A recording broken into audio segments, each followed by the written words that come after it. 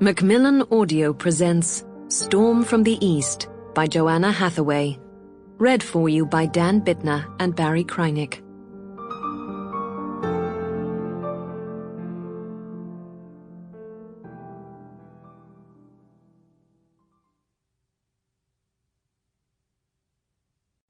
War is not the story of generals or even of kings. The sniper learned this long ago, that it is the smallest and most forgotten, by the ink headlines, by the march of history, who comprise its greatest ranks.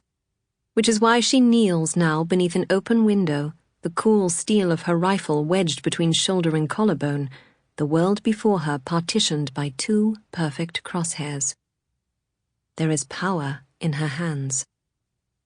Feverish morning sun dampened skin, muscles cramped against hard floorboards, curtains drawn to hide her within their shadow.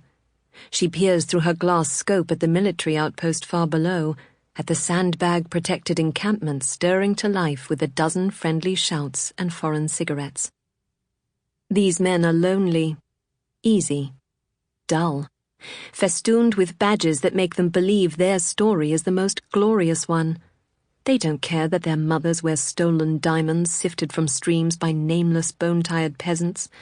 They don't see the rivers stained red by the plundered copper used in their ammunition and aeroplanes, the children and animals left with poisoned water on thirsty tongues. And they'll never understand how this land once was long ago, fertile with fruit and crops and dreams. Yet still they come. Conscripted, perhaps, or compelled by misplaced patriotism, constructing their reasons along the way. And she has done the same. The young man behind her mutters, "Which one first?" That's always the question, which one? But to determine that, she needs to follow the evidence, find the right path, study their strange rhythms piece by piece.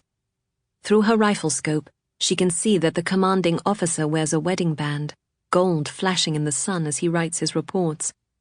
Another soldier has shoulders too narrow to be declared old enough for war. His friend, too many grooves in the face to be young enough. Still another is fishing cigarettes from his pocket like they are desperate jewels, oblivious to the deadly streets around him, to the death breathing at his neck. "The one who's most innocent," she replies, her index finger warming the curve of the trigger. She hears her comrade grimace. She knows her rules make no sense to him, never have. But he doesn't understand the meticulous nature of this pitiless job she commands, the way she must study each living corpse, the way she must decide how it will happen. He only fires and runs,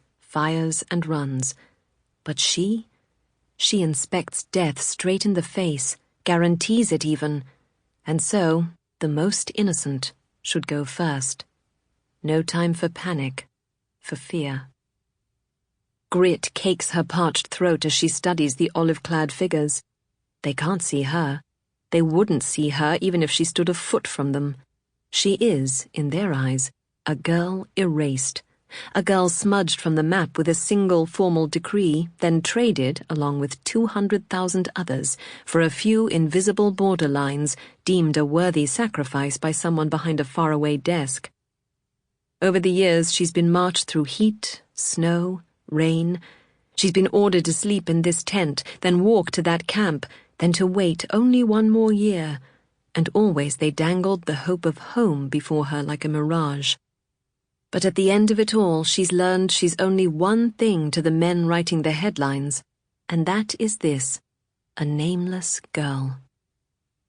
Only one girl of many, many, many.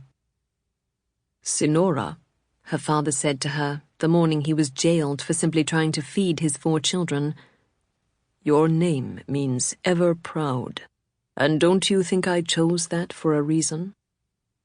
No, she didn't think he had, nor did she feel terribly proud, not for a long time. She remembered faintly the little farm they'd once had, the memory of her father very young, bespectacled, leading her through a garden of sage and... Sample complete. Ready to continue?